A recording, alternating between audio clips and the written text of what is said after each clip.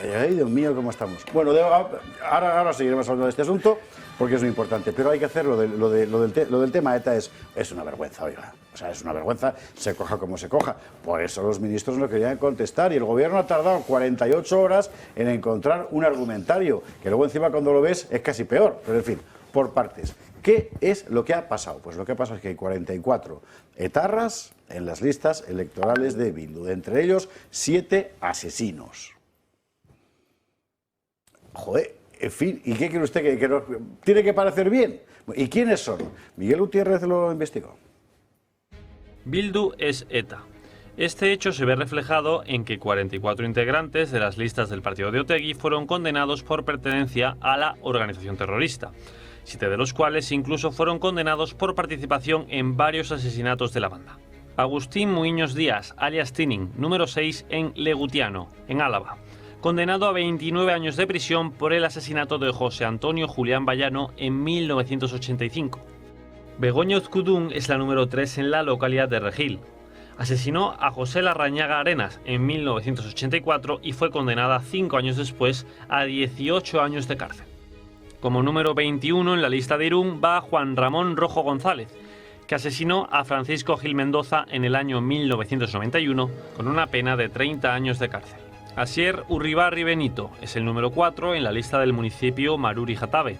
Fue cómplice en el asesinato del guardia civil José Manuel García Fernández en 1997 y fue condenado a 16 años de prisión. Cómplice de este mismo asesinato fue Lander Maruri Basagoiti, que es el suplente número 2 en el municipio de Ciervana. José Antonio Torrealtonaga, alias Medius, es el segundo suplente en las listas a la localidad de Munguia. Colaboró en el asesinato de Alberto Negro Higuera y de Andrés Guerra Pereda en 1978. 20 años de cárcel por ambos crímenes. Y por último, Juan Carlos Arriaga Martínez, número 3 en la localidad de Berrioplano. Asesinó en el año 1984 a Jesús Alcocer Jiménez, 29 años de prisión. En resumen, Bildu es ETA. Pero estamos en una sociedad que premia a los verdugos y olvida a las víctimas, como reza el subtítulo del libro de Longueira, ETA, ni olvido ni perdón. Y a él le tenemos precisamente a Jesús Longueira al otro lado del hilo. Don Jesús, muy buenas noches. Muy buenas noches. Aquí estamos. Un saludo. Pues lo mismo digo, un saludo muy cordial. Bueno, teníamos previsto la entrevista para hablar del libro, pero me imagino que después de lo que hemos visto esta semana habrá que empezar por lo que ha pasado esta semana precisamente, que viene a ser en cierto modo una confirmación de la tesis fundamental de este libro tuyo. Pues efectivamente, así es, sin más, ¿no? Un buen resumen el que habéis puesto aquí, pero es que desgraciadamente tendremos que fijarnos también precisamente en la figura de Arnaldo Otegi, que si no estuvo condenado por asesino, pues simplemente por una casualidad, porque no pudo matar a su víctima, pero sí es cierto que hay un momento que él lo intenta apretando el gatillo contra una víctima que se resiste a ser secuestrada. Su víctima, si no recuerdo mal, era mi amigo Gabriel Cisneros, ¿no? Efectivamente. Gabriel Cisneros, que en paz descanse, amigo mío, compañero en ABC, además de maestro, efectivamente. Bueno, pues ese hombre vivió toda su vida, lo que le quedó, porque no fallece en ese momento con una cicatriz en la barriga. Bueno, Arnaldo Otegi se libra de ser condenado pues, por diversos avatares judiciales, pero así fue. Quizás es el principal. Efectivamente. Bueno, el libro de Jesús Longueira es me parece, no quisiera parecer reduccionista, pero yo creo que le da más valor. Es el libro de un policía. Efectivamente, así es. Tuve el orgullo de pertenecer a la 7ª promoción de policías de la Academia de Ávila. Inicié mi labor en 1991 y posteriormente tuve destinos en Barcelona, Bilbao, Pamplona, San Sebastián, Las Palmas, Vigo, Ferrol, entre otros. Bueno, estuve en el País Vasco destinado varios años y precisamente allí se inició la tesis, ¿no? Que deriva, bueno, pues en las líneas que creo que tienes ahora en tus manos, ¿no? Considero que el subtítulo que reza, bueno, pues una sociedad que premia a los verdugos y que castiga a las víctimas se ve reforzado por esto que vemos estos días, ¿no? Considero que esto es una victimización secundaria a las víctimas, porque no solo estamos hablando de que una víctima sufre cuando le fallece un familiar, cuando es mutilada, cuando es herida, sino que estas cosas todavía acrecientan su sufrimiento. Hay un asunto que vamos a ver, que yo creo que desde la gente que está o estuvo de uniforme se ve mejor que desde fuera. Y es precisamente el permanente o casi permanente empeño del sistema político en España desde muy temprano de bajar el diapasón sobre lo que estaba ocurriendo para mantener, digamos, cierta paz social o cierta ilusión de paz social en evidente perjuicio de los cadáveres. Claro, a los más viejos recordamos el infamante espectáculo de los asesinados cuyo féretro salía por la puerta de atrás de las iglesias en el País Vasco, y no solo en el País Vasco, por cierto, para que no se notara, y también luego lo que ha sido el destino de tantos guardias civiles asesinados o aún peor, es decir, heridos, y a los que, bueno, sobre ellos cayó el manto del olvido también. Es que es precisamente así, lo has descrito perfectamente, ¿no? Estamos hablando de más de 2.600 heridos y entre ellos cientos de mutilados. Las familias de las víctimas que resultaron fallecidas, que, bueno, yo lo califico, le pongo la cifra de 853, pero nadie sabe exactamente a ciencia cierta cuáles son, porque la lista de víctimas del Ministerio del Interior difiere gravemente de la lista de víctimas de las asociaciones de víctimas, ¿no? Yo considero que esto es un asunto que había que aclarar. Lo de las víctimas saliendo con sus ataúdes por la puerta de atrás fue cierto. Considero también que hay más víctimas que esas 853 que se califican por el Ministerio, pero también quiero incidir un poquillo, ¿no?, en quién es responsable aquí. ¿Son solo los que están ahora mismo presentándose en una lista electoral o son también quienes les apoyan y quienes les votan? Porque habría que hablar de eso también en un futuro. O quizás ahora ya, quién sabe. Yo creo que habría que hablar ya, es decir, porque el problema es precisamente ahora. Ahora hay quien les apoya, sí, quienes socialmente les apoya, porque se ha creado la atmósfera social que finalmente ha terminado indultándoles de hecho. Incluso gente a la que te dice, tomándote unos chiquitos, que le parece muy malo de los asesinatos, pero bueno, ahora que ya no matan, pues entonces ahora todo está muy bien, ¿no? Sí, ahora que ya no matan porque consiguen más estando en las instituciones que cuando mataban.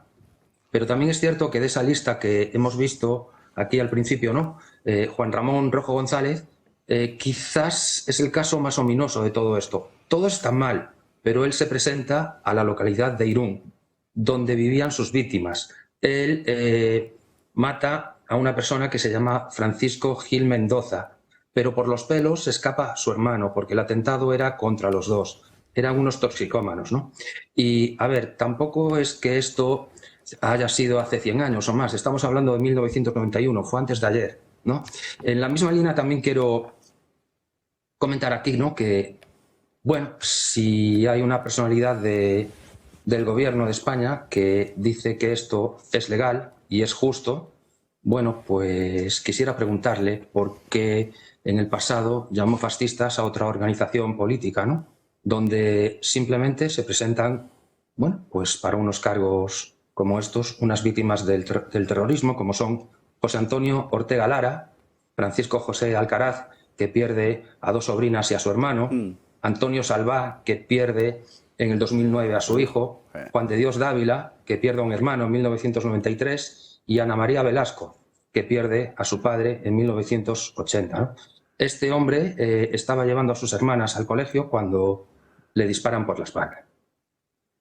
Don José Antonio Fuster, que conoce muy bien este asunto. Sí, hombre, ¿cómo no voy a conocerlo? Joder.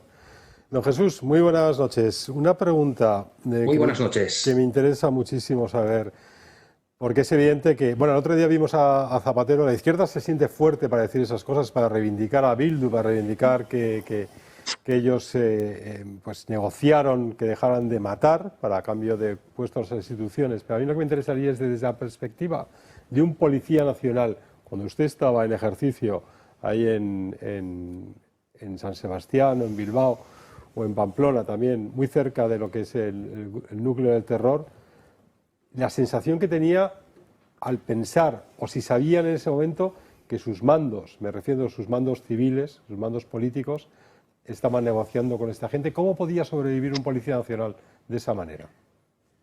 Mire, nosotros, la Policía Nacional, y en esta conversación, en este momento, quiero también meter a la Guardia Civil, por supuesto, ¿no? Sí, claro. Porque somos cuerpos hermanos, por supuesto que cumplimos día a día sin ningún problema y sin ningún miedo, ¿no? Lógicamente, no éramos ajenos a todo esto. Claro. Le voy a dar un dato. Mire, el 21 de febrero del año 2000 acaba la tregua que se decretó para negociar con ETA en el verano de 1998. Sí. Ese día fallece en Madrid el coronel Blanco. Ya sabe este dato, ¿no? Bueno, Sí. el coche que explota cuando pasa el coronel había sido robado el verano anterior. Con esto le digo todo. Esto es un dato revelador de lo que pensábamos los policías y los guardias civiles, porque lo sabíamos. Y a todo esto nunca debemos olvidar que muchos de mis compañeros acudían a trabajar cuando salían de su casa cada mañana con una diana con su nombre pintada en el portal. Claro. Y eso tampoco se puede olvidar. Claro, y por eso esa sensación entonces, pero ahora la sensación de haber dedicado los mejores años de su vida al servicio a España y saber que realmente con la empanada mental también que hay en el País Vasco no han servido de mucho.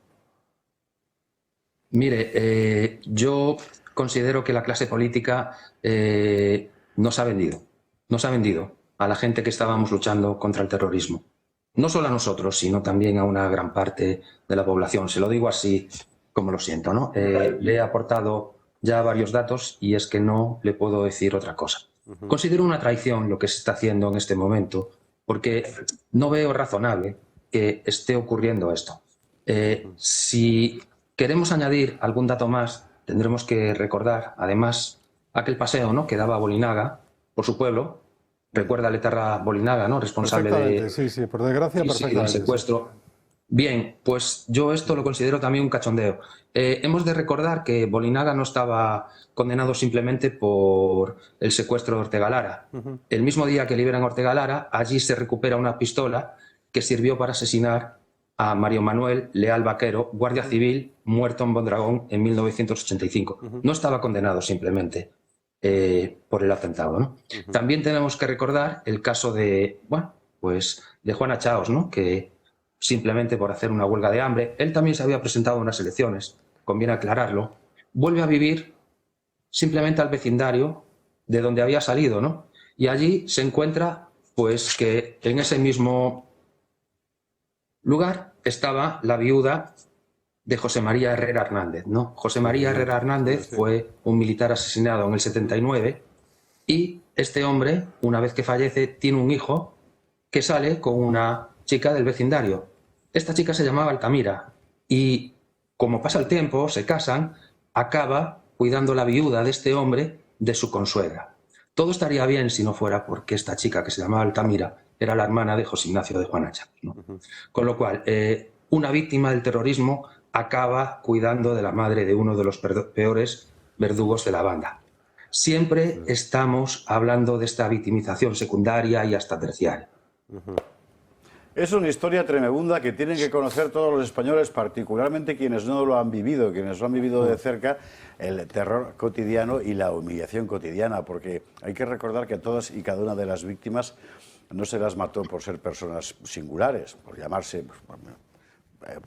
un oficial que tuve yo, el teniente Francisco Carballar, por ejemplo, se las mató porque representaban a todos, porque representaban a toda la nación. A todos nos querían matar en todas y cada uno de esos asesinatos. En fin, ETA, ni olvido ni perdón, de Jesús Longueira. Muchísimas gracias por estar esta noche con nosotros aquí en El Gato al Agua. Muchísimas gracias, muy amables. Gracias, muy buenas noches. Bueno, esto es lo que hay, ¿eh? Y esto es lo que hay que saber cuando uno mira todas estas contorsiones del gobierno, por ejemplo, estas